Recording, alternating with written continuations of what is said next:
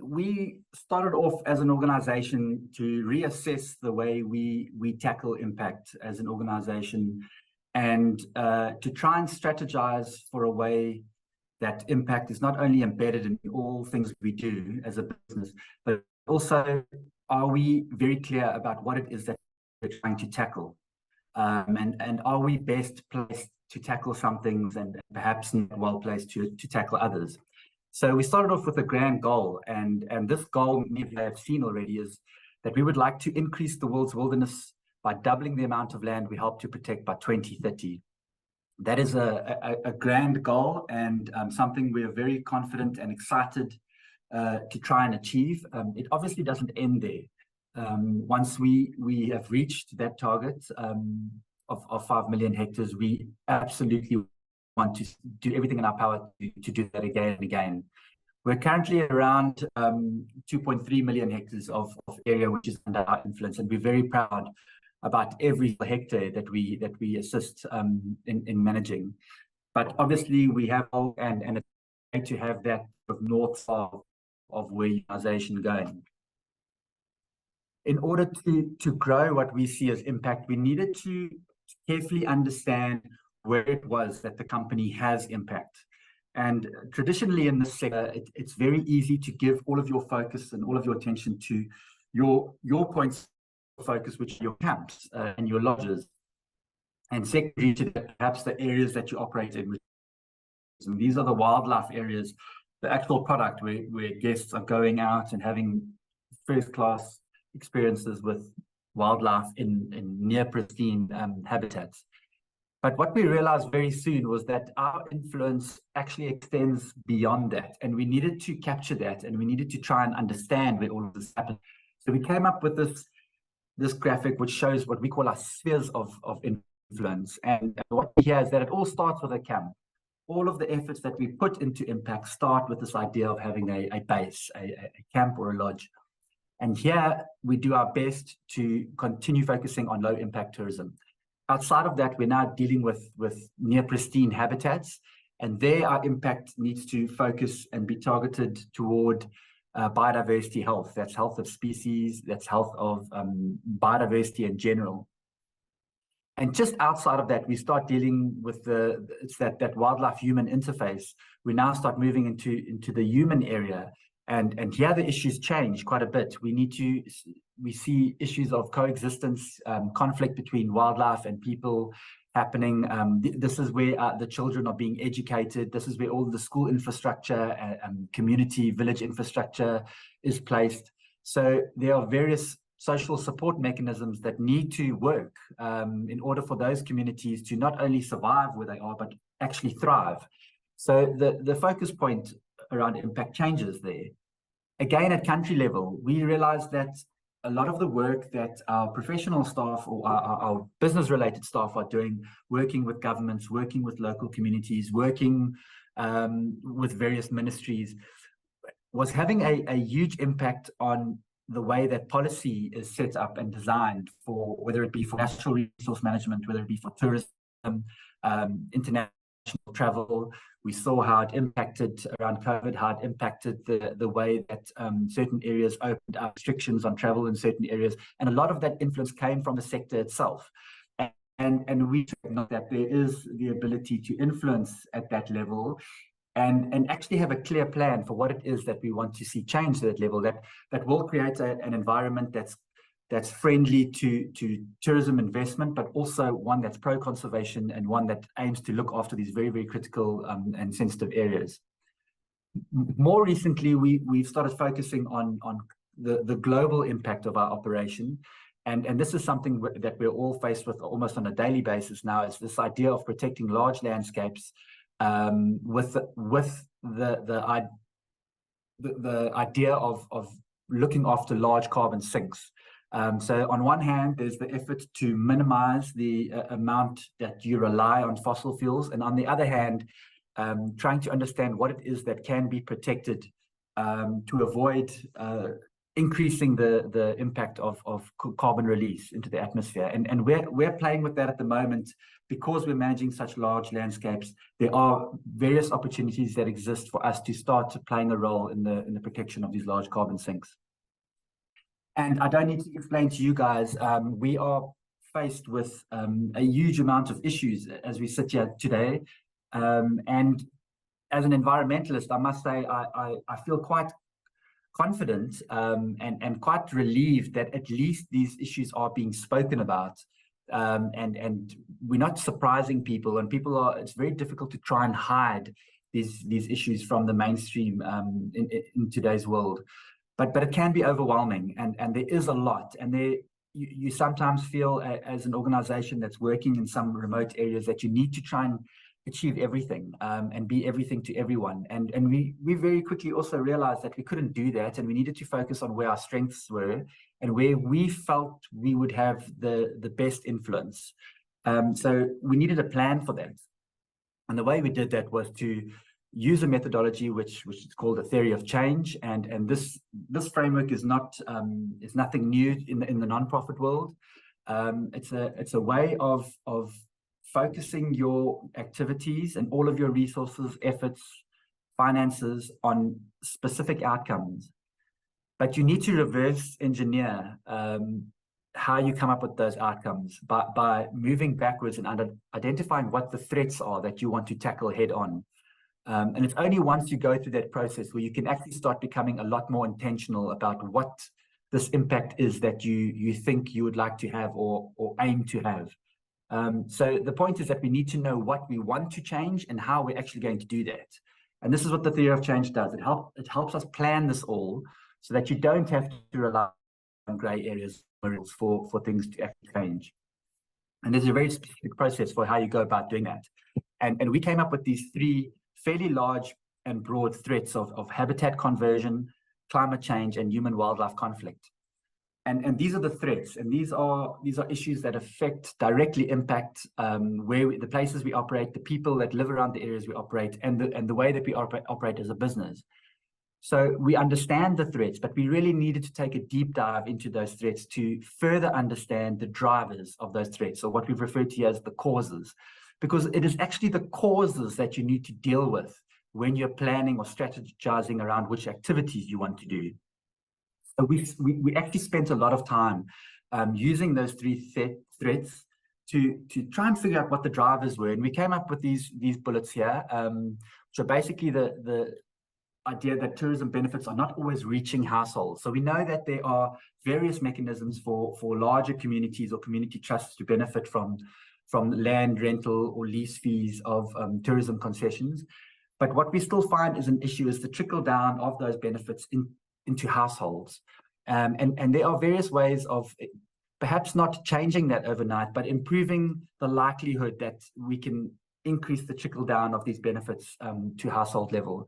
The second one is that there are still few opportunities for employment. Tourism can only do so much in terms of jobs because on one hand, we want to grow the product of tourism, but we also need to be very careful about how we grow to make sure that these very sensitive areas we operate in don't become destroyed or disturbed by the operations, and we don't kill the very product that we're trying to promote. It's this idea of exclusivity and the idea that people are able to experience wilderness for what it is, a truly wild place. It's a very careful balance. But on the other hand, there are various other places to explore this idea of job creation. And we start talking about this concept of conservation tourism or wildlife economies. And that is really looking a bit deeper into what it means to run a tourism operation and where along your full tourism supply chain, you can start creating more opportunities for local people. For access to learning was another one that we wanted to take head on. And this is a little bit more detailed than the conventional focus on school infrastructure or curriculums or developing strong curriculums at school. This is more to do with a layer that's almost before that, more of a development issue in terms of having children who attend school having basic needs for these kids dealt with before we can expect them to actually learn anything in class. And that's very basic needs, such as having a full stomach, having a good meal in the morning so that you're actually able to pay attention at school. Perhaps there's health issues, which children have to deal with and are not able to concentrate at school because there isn't a nearby clinic. So we understand that a lot of these issues have got to do with the inability of children to learn because of some social or development issues happening outside of the school environment. So we're trying to be a bit more specific about that. Number 4 was the poor tools to protect people and wildlife. You'll see the focus here in the past tended to be a lot on the wildlife, but we realized that nothing is going to happen in the world of wildlife conservation unless you involve the people, especially those people that are having to live and really pay the sacrifices for having these wildlife products by living so close to very often destructive wildlife species. So we want to work with organizations that are developing tools and methods for improving the coexistence between wildlife and people. And I'll share an example, 2 examples of projects that we're working with that do exactly that. The lack of adequate community development initiatives. This is ongoing, and this is what a lot of us are involved in already. The one change here for us is the fact that we would love to see the plans for community development driven by the communities themselves, rather than coming from large sort of white papers and high-level government initiatives, really to understand what it is the people in the communities need and letting that be the driver for where we put our efforts and finances. Poor wildlife law enforcement is something that is continuous. Something we're all involved in. And this has got to do with having anti-poaching units operating in wilderness areas. And we continue to do that as and when is needed. Again, one of the main drivers of this is that the law enforcement, if it is put in place, should really come from and be sourced from local communities. The training, the job creation should all be sourced from local communities. And then lastly, the unabated development and destruction of natural habitats. And this is a very broad issue which we've dealt with for many hundreds of years. But it really is, as we start talking about the increased release of carbon, we really do need to pay attention to how better we can control development and the destruction of natural habitats. We've captured the activities that speak to those causes in 3 main pillars, namely empower, educate, and protect. And the idea is that those 3 pillars will guide every investment decision or conservation priority that we have as a business. We have specific sets of activities that we see as critical to alleviating these causes. And those lists of activities are what we'll use to decide whether we do a project or don't do a project. And that's this idea of being a little bit more intentional about where we want to put all of our energy. The outcome for us is the perfect world as we see it, as far as wilderness goes. And that is to see that conservation economies grow, not just that they exist in every area where we operate, but that they are continuously growing, that there is better access to education or better access to learning so that the children are actually able to benefit from the infrastructure and the curriculums and the teacher training that's put out there. And then finally, the peaceful coexistence between people and wildlife. If we achieve those outcomes, we believe that this will lead to a decreased habitat conversion. It will lead to better protection of large carbon sinks, and then the decrease in this conflict. So this is the process that we've had to go through to understand how we will go forward with impact, and also at the same time be able to measure whether we're actually having a change or not. And as I mentioned, these are packaged nicely in our 3 pillars: employment and small business support, environmental education in nearby communities, and then finally the protect pillar, which is coexistence between humans and wildlife. We've also realized that it's not just about sort of hard data and collecting information to show change, but our world and our industry is an industry of passion. It's an industry of inspiration and excitement. And we realize that people, in order to be inspired about the impact that we're having or trying to have, we need to start telling stories of the people who are living these lives, the species that are trying to survive in these habitats. And that is really the way that we're going to get our message across to the guests, to the stakeholders, to the government partners. it's, as I mentioned, that there is data that's collected and there's metrics that we can show, but nothing has the power of telling an effective story that can resonate with people. So we're putting a lot of effort into not just looking at our theory of change, but also capturing their stories of change. And in essence, what this is what's shown as two halves of a very important circle here, of what we call conservation tourism. And that's this fine balance between a tourism product and an organization that inherently focuses on impact, just simply by doing the business that it does. And there are very clear links between the two sides of hospitality and conservation. By bringing guests to discover these untamed places, we are able to impact communities and governments directly through payment of land use rentals. There's various resource royalties, there's employment, using locally sourced produce in camps. But the hospitality success on the one hand also enables the impact efforts, and the more we can grow that hospitality product, the more we can actually achieve in the impact space, directly and indirectly.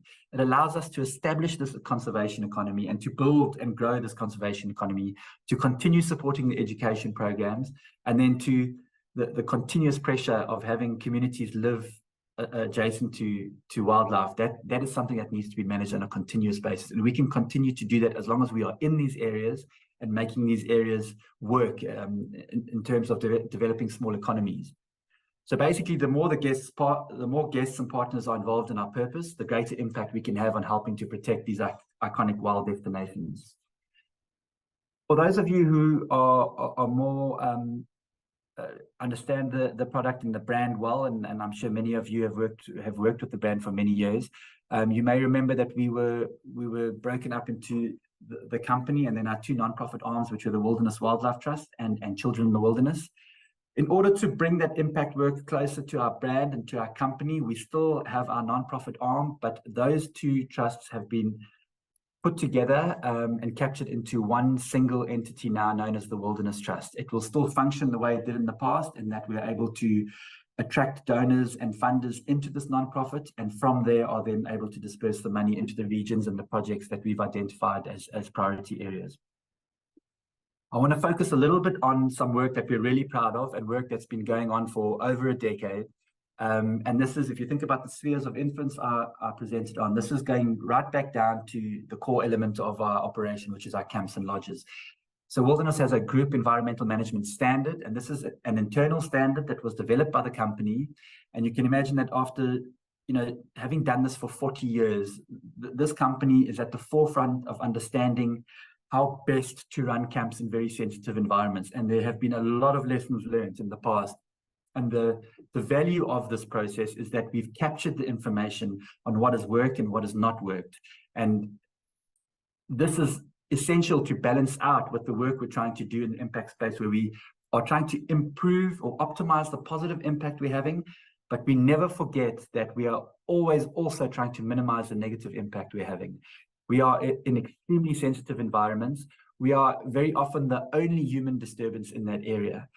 So it's really important that firstly, we know what our disturbance and impact is in those areas, and that we are continuously improving and minimizing those impacts. We do that by measuring a series of metrics throughout the organization, and these are just some of the things we measure. And this is measured almost on a weekly basis at every one of our camps. That's just over 60 camps in 8 countries. And this data has been collected like that for over a decade.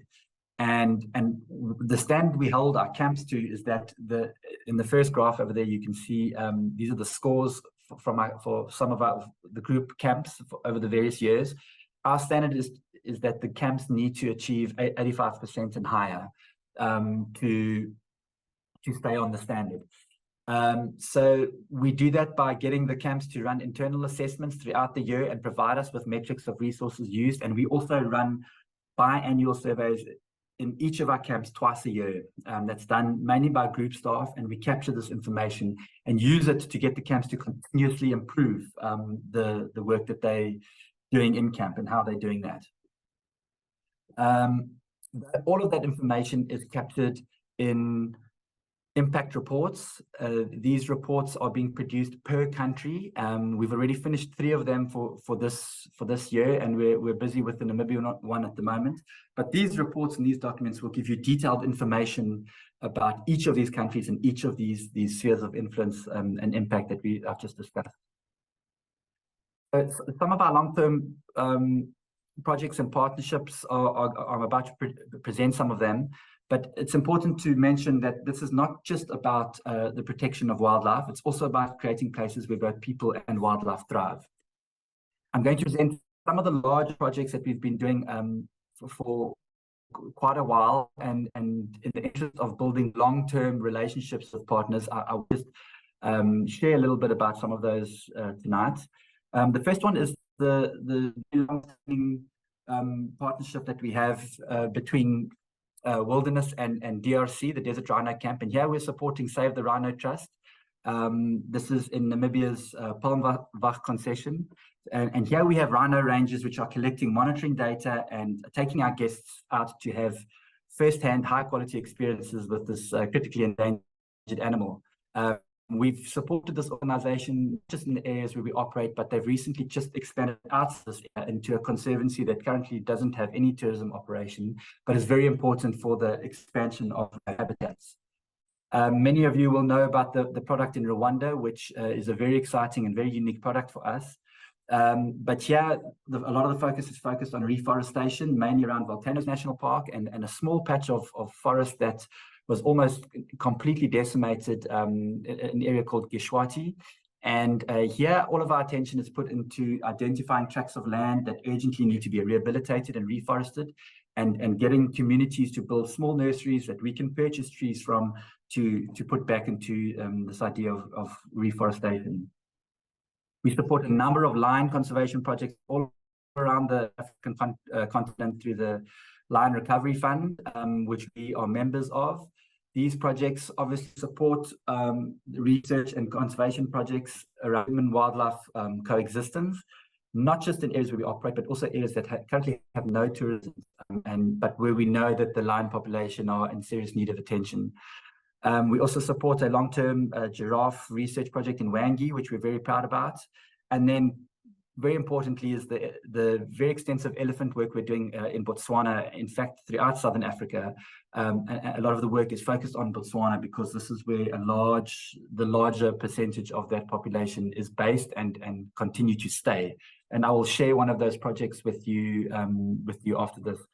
So this project is run by an organization called Ecoexist, and the reason why this project is so important to us is because it really has more depth than your average conservation partnership, in that Ecoexist are a nonprofit that look at the movement of elephants and how the movement of elephants and the behavior of people, where that intersection is, and how they can best manage that area where that conflict happens so that there is less conflict between people and elephants. One way they saw that they could do this was to improve the way that people farm, because very often the crop is the place where the elephants raid, and this is the point of conflict. But there are very easy ways that farmers could farm in different ways that minimize the amount of conflict that they would have with elephants. By adhering to these, the Ecoexist formed a group of elephant-aware farmers, and what these farmers found that was by following these steps, not only did they decrease the amount of impact from elephants, but they also actually subsequently improved the yield of their crop, which meant that there was actually a surplus of various crops at the end of each season. As an extension of this work, Okavango Craft Brewery was developed in Maun, just outside the Okavango Delta. And what this brewery does is it purchases the excess millet that's produced from these elephant-aware farmers and uses that in the brewing process for this craft beer.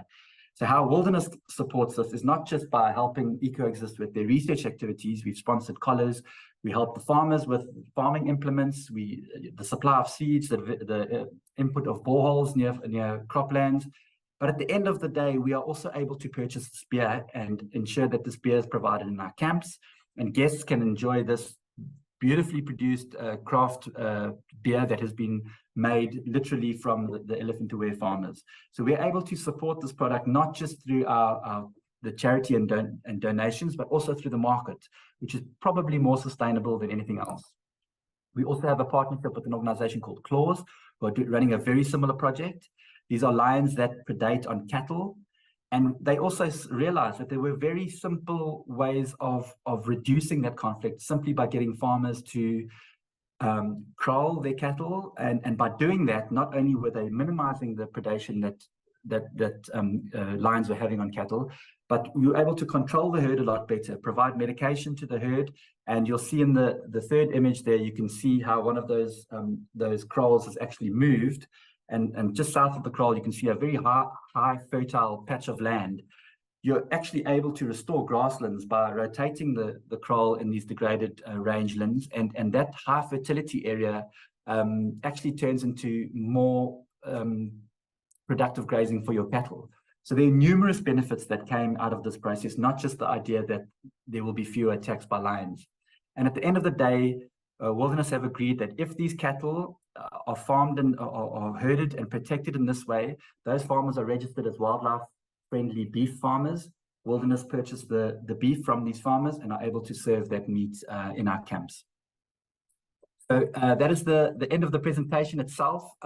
We have a short video which just summarizes the presentation that I've just run through, and also just explains some of the other items in a little bit more detail, but I think you'll enjoy it. Thank you very much. Why do we care?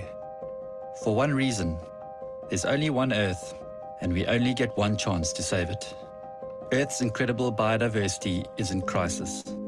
Species and their habitats are disappearing faster than ever. And as custodians of some of the world's last true wilderness areas, we have a responsibility to act, for now and for future generations. This belief is at the core of Wilderness, two halves of our operation. Hospitality on one side, conservation on the other, feeding into one significant whole. High-value, low-volume conservation tourism that generates the resources we need to make a lasting impact, improving lives while helping protect the world's wildest places. At Wilderness, we want to increase the world's wilderness together, doubling the land we help protect by 2030, and then to double it again and again and again. A continuous cycle of conservation. But how do we do this? By identifying 3 pivotal focus areas that lead us to make better, more intentional decisions about where to direct our efforts. Empowering local communities, educating children, and protecting people and wildlife from threats to their coexistence. These 3 areas guide our investment decisions and determine our conservation priorities as a business. This is how it works. Our impact starts on the ground at our camps, the heart of our business. This is where we share the natural world with our guests. This is where we employ local people, creating job opportunities for nearby communities. This is also where we build with the lightest footprint possible, constantly implementing measures to reduce carbon emissions. Our impact expands from our camp through what we call our spheres of influence, from opening migration corridors, reforestation, and reducing threats to wildlife in our concessions, to empowering local communities with education at a regional level and growing a conservation economy through stimulating small business ventures in the tourism supply chain, to working alongside governments at a country level to develop long-lasting global protection for the land, its people, and its wildlife. And while we like to think of ourselves as pioneers of purpose, it's a journey we'd never have dreamt of attempting alone. Together with our partners for change, NGOs, communities, businesses, and our valued travelers, we've built a network of positive force, a collaborative ecosystem that maximizes impact. And it's worked. Today, our dedicated team of 3,000 people create captivating journeys to more than 60 camps in iconic wild destinations for 40,000 guests every year. We help protect over 6 million acres and counting across 7 biomes, supporting 59 vulnerable and endangered IUCN red list species. we've introduced more than 20,000 children to the joy and potential of the natural world and the significant role they have in protecting it. Our empowerment programs are working to support local communities that understand the value of ecotourism, and a more harmonious existence between people and animals has been created. But our work is never done. We are constantly measuring our success and making adjustments. It's a little something we refer to as the theory of change. We articulate the problem, identify the root cause, and carry out activities that solve them. The success of which is defined by clear outcomes, making sure what we contribute to generates results and positive change. Because we, more than anyone, expect the best, holding ourselves to the highest standards. We're aspiring to be the benchmark for conservation tourism, changing people's viewpoints on how they travel and interact with the land they leave behind. We believe that the world's wilderness areas will save mankind. And because of that, we will always be committed to being pioneers of purpose.